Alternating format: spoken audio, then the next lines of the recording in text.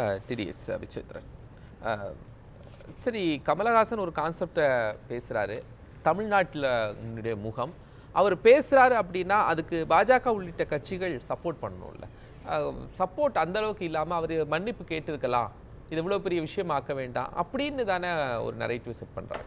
நான் ஆக்சுவலாக இந்த தலைப்பு கமலுடைய தக் லைஃப் அப்படிங்கிறத பற்றி தான் நான் பேசுகிறதுக்காக வந்தேன். ஈவே ராமசாமி ஐயாவுடைய தக் லைஃப்பை பற்றி தான் ஐயா ரொம்ப நேரம் பேசிகிட்டு இருந்தார். இப்போ கேள்வி என்ன அப்படின்னு சொன்னால், ஒரு திரைப்படம் வரப்போகுது, அந்த திரைப்படத்தில் இதெல்லாம் இருக்குது, அதனால் பார்க்க வாங்க அப்படின்னு சொல்கிறது இயல்பு. சில தொலைக்காட்சிகளில் ரியாலிட்டி ஷோ, மாநாடு மயிலாட, விவாத அரங்கம், சூப்பர் சிங்கர், சரிகமபாலெல்லாம் போய் தங்கள் படத்தை ப்ரமோஷன் பண்ணுறதுங்கிறது இயல்பு. ஆனால் இதை ஒரு விவாதமாக்க வேண்டும், அதை ஒரு பேச்சாக ஆக்க வேண்டும்ங்கிறது உத்தம வில்லன்லேயும் பண்ணார், வசூல் ராஜா எம்பிபிஎஸ்லேயும் பண்ணார், விருமாண்டிலையும் பண்ணார். அதற்கப்புறம் 2-3 படம் அவருக்கு வெளியில் வரவே இல்லை.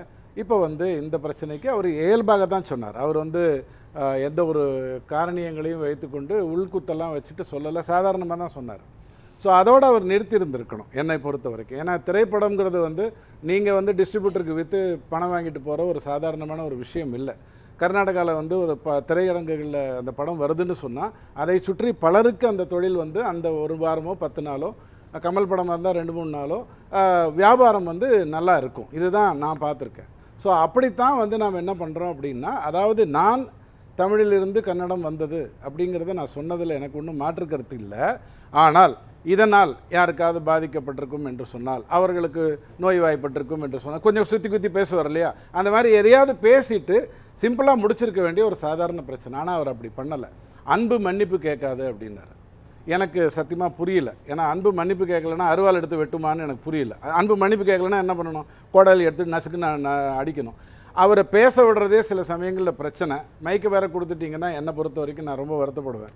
இப்போ என்னுடைய கேள்வி என்னென்னா, அவர் ஒரு பேன் இண்டியா சார், அவர்லாம் தமிழ்நாடுலாம் கிடையாது, கர்நாடகெல்லாம் கிடையாது அப்படின்னு சொல்கிறதாக இருந்தால், விஸ்வரூபம் படத்துக்கு ஒரு பிரச்சனை வந்தது. விஸ்வரூபம் பிரச்சனைக்கு வந்தது காரணம் அடிப்படையில், நான் இன்றைக்கி தேட்டரில் ரிலீஸ் ஆகும், நாளைக்கு டிடிஎஸில் உங்கள் வீட்டுக்கே வரும்னு சொன்னார். அதனால் திரையரங்குலேருந்து பெரிய பிரச்சனையை கொண்டு போனாங்க. அதை அப்படியே மடை மாற்றி மத பிரச்சனையாக மாற்றினாங்க. அந்த டைமில் அவர் சொன்னது என்ன தெரியுமா? நான் கட்டுகின்ற வரியெல்லாம் எங்கே போகிறது?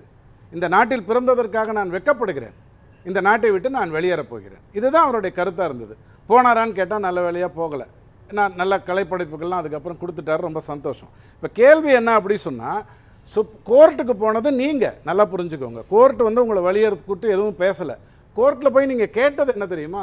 பாதுகாப்பு வேண்டும் அப்படிங்கிறது தான் அவர் கேட்டார். நல்லா புரிஞ்சுக்கோங்க. அந்த அந்த நீதிமன்றத்துக்கு போய் அணுகினது ராஜ்கமல் ப்ரொடக்ஷனு. நீதிபதி உட்கார்ந்துருக்காரு.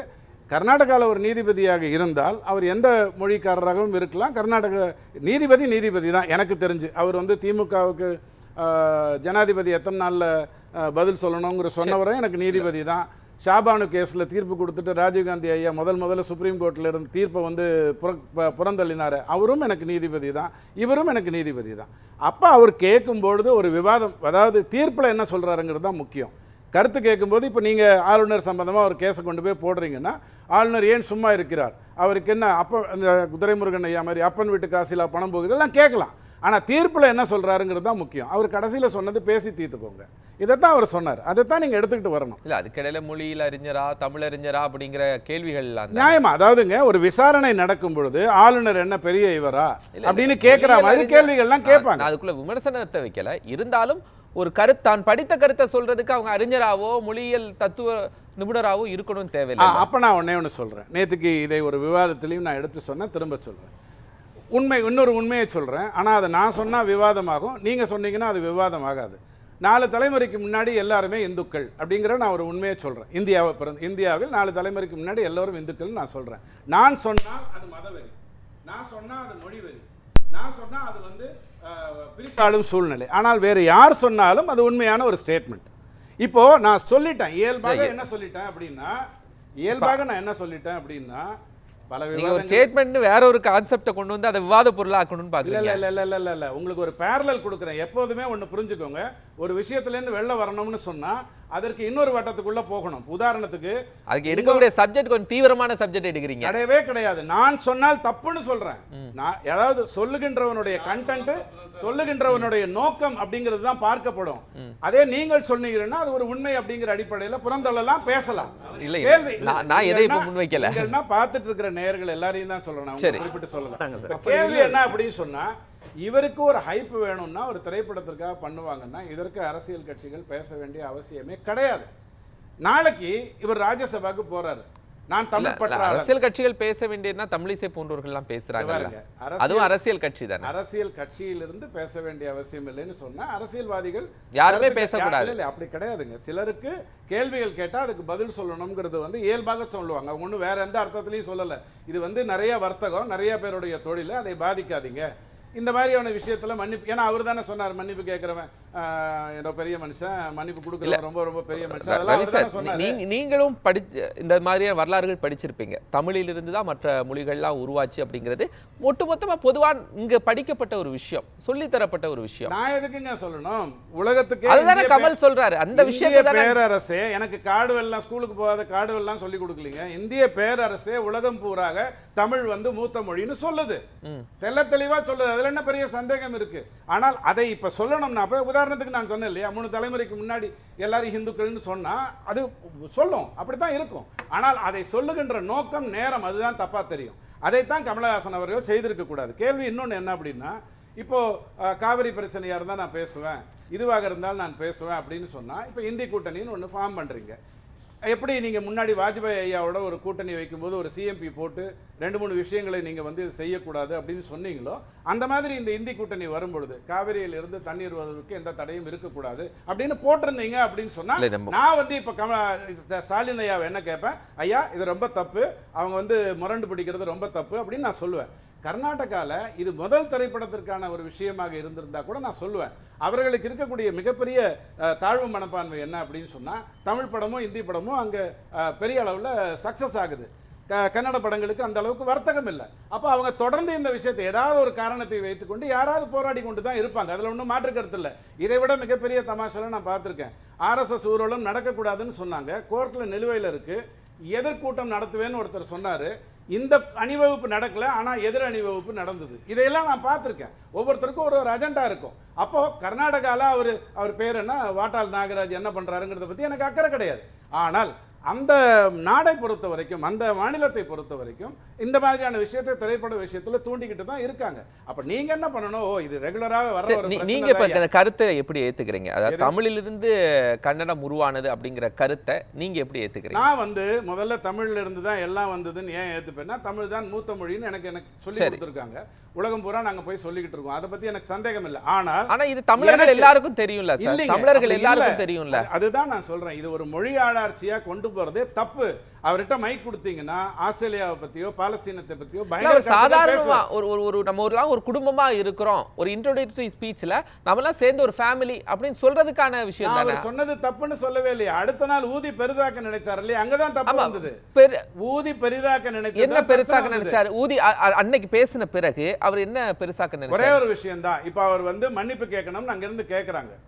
இதே பிரச்சனை சத்யராஜ் ஐயாவுக்கு வந்திருக்கு, ரஜினி ஐயாவுக்கு வந்திருக்கு. ரஜினிக்காவது நீங்க வேற காரணங்கள் சொல்லுவீங்க, அவர் அங்கிருந்து வந்தாருங்க அதனால சொல்லிட்டாருங்கன்னு. சத்யராஜ் ஐயாவுக்கு வரும்போது அவர் போய் மன்னிப்பு கேட்டாரு. கேட்கும்போது வருத்தம் தெரிவிக்கிறேங்கிற வார்த்தையை பயன்படுத்தினாரு. அவங்கள நேரடியா பேசக்கூடியவங்க. கமல்கிட்ட விட்டீங்கன்னா கொஞ்சம் முறுக்கு சுத்தி பேசுவாரு.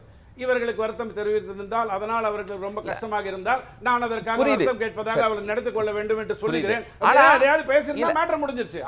நான் படிச்சிருக்கிறேன், எனக்கு தெரிஞ்சதை நான் சொல்றேன். ஒரு தவறா சொல்லி இருந்தேன்னா நான் மன்னிப்பு கேட்டுக்கலாம் அப்படிங்கிற ஒரு புரிதல்ல தான் அவர் சொல்லிட்டு போறாரு. ஒரு விஷயம் புரிஞ்சுக்கோங்க, மன்னிப்பு கேட்கறது அப்படிங்கிறது வந்து தவறா சொன்னா தரைக்குறைவோ அல்லது இதுவோ கிடையாது. கர்நாடகால அந்த டிஸ்ட்ரிபியூட்டர் ஓடி போயிட்டான்.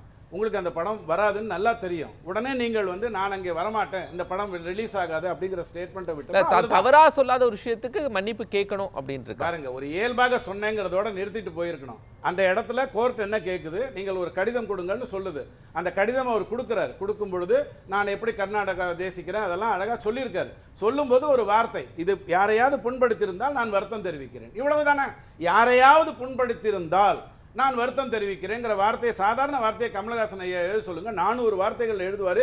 என்ன சொல்ல வராருன்னு உங்களுக்கு புரிஞ்சிருக்காது. ஆனா அந்த நீதிபதி எடுத்து படிக்கிறாரு, ஐயா இதுல என்னையா மன்னிப்புங்கிற வார்த்தையை காணோம் அப்படிங்கிற மாதிரி சொல்றாரு. வருத்தம் தெரிவிக்கிறேன்னு சொல்லலாம். இதை இந்த தொழில் இல்லைங்க, நான் மன்னிப்பு கேட்கணும்ங்கிறதுக்குள்ளேயே வரலீங்க. நீங்கள் ஒரு தொழிலை காப்பாற்ற வேண்டும் செய்யல சார், அவரு தொழிலை காப்பாற்ற வேண்டும் என்று சொன்னால், அந்த வர்த்தகத்தை காப்பாற்ற வேண்டும். நீங்க பண்றது அல்டிமேட்லி வர்த்தகம் தானங்க. நீங்க தேச சேவையா பண்ண போறீங்க. நாளைக்கு ராஜ்யசபால போய் அவர் தமிழ்லயே பேச சொல்லுங்க. தமிழ் உணர்வாளர் தானே, தமிழ்ல இருந்தானே எல்லா மொழியும் வந்துச்சு. அது பேசுற பிறகுதான் நம்ம இது பண்ண முடியும். இல்லைங்க, அதுல பெரிய பிரச்சனை இருக்கு. சச்சி தரூர் இங்கிலீஷ் பேசினா மொழிபெயர்க்கிறது கஷ்டம், கமல் தமிழ்ல பேசினா மொழிபெயர்க்கிறது கஷ்டம். நீங்க என்ன பாத்துக்கணும் அப்படின்னா, இந்த ஆரிய எதிர்ப்புங்கிற ஒரு வார்த்தையை தயவு செய்து இந்த மாதிரியான விஷயத்துக்குள்ள கொண்டு வராதீங்க. ஆரியர் எதிர்ப்புன்னு பேசுறதா இருந்ததுன்னா ராகுல் காந்தியை புறந்தளிட்டீங்களான்னு சொல்லுங்க. சரி, அதோட நான் வந்துக்கிறேன். இந்த அரசியல் பேச்சுகளுக்குள்ள நான் வர விரும்பல. எனக்கு உலகம் உருண்டைங்கிறத கலிலியா சொல்லி கொடுக்கல. எனக்கு உலகம் உருண்டைங்கிறது என்னுடைய கோவில்கள் சொல்லி கொடுத்திருக்கு, என்னுடைய வராக அவதாரங்கள் சொல்லி கொடுத்திருக்கு. நீங்க யாரும் சொல்லி கொடுக்கலாம். ஒரே ஒரு ஸ்டேட்மெண்ட் மட்டும், சமஸ்கிருதத்துக்கு நானும் 1 லட்சம் முறை இதுக்கு பதில் சொல்லியிருக்கேங்க. சமஸ்கிருதத்துக்கு 13,000 கோடி, அது விலைவாசி ஏறிடுச்சு. முன்னெல்லாம் 600 இப்ப ஜாஸ்தி ஆகிடுச்சு. தமிழுக்கு 7,000 கோடியோ 8,000 கோடியோ 4,000 கோடியோ 30 கோடி. அடிப்படை என்ன தெரியுமா? மன்மோகன் சிங் ஆகிய ஆட்சியில தான் 13 பல்கலைக்கழகங்கள் சமஸ்கிருதத்துக்கு இருந்தது. தமிழ்நாட்டில் ஒரே ஒரு தமிழ் பல்கலைக்கழகம், அது எம்ஜிஆர் தொடங்கியது, வேற யாரும் தொடங்கல. பல்கலைக்கழகத்துக்கு சொன்ன தரவு சரியா தப்பான சமஸ்கிருதத்துக்கு இவ்வளவு கொடுத்துட்டு எங்க தமிழுக்கு இவ்வளவு இழிவா இவ்வளவு குறைவா நீங்க கொடுக்குறீங்கன்னா, மன்மோகன் சிங் கொடுத்தாரு, மன்மோகன் சிங் கொடுத்திருந்தாலும் தப்பு தாங்க. மன்மோகன் சிங் பெரியறதுனால தான் நீங்க எடுக்கிறீங்க. சரி சொல்லுங்க. யூனிவர்சிட்டிக்கு பிரிச்சு கொடுக்கும் பொழுது 13 யூனிவர்சிட்டி சமஸ்கிருதத்துக்கு இருக்கு, ஒரு யூனிவர்சிட்டி தமிழுக்கு இருக்குன்னு வரும்பொழுது தான் நீங்க சொல்ற அந்த விகிதாச்சாரம் வந்ததே ஒழிய பட்ஜெட்ல உட்கார்ந்துகிட்டு சமஸ்கிருதத்தை வளர்ப்பதற்காக 13,000 கோடி, தமிழ் ஏற்கனவே வளர்ந்து விட்டது 7,000 கோடி சொல்லல. சரி.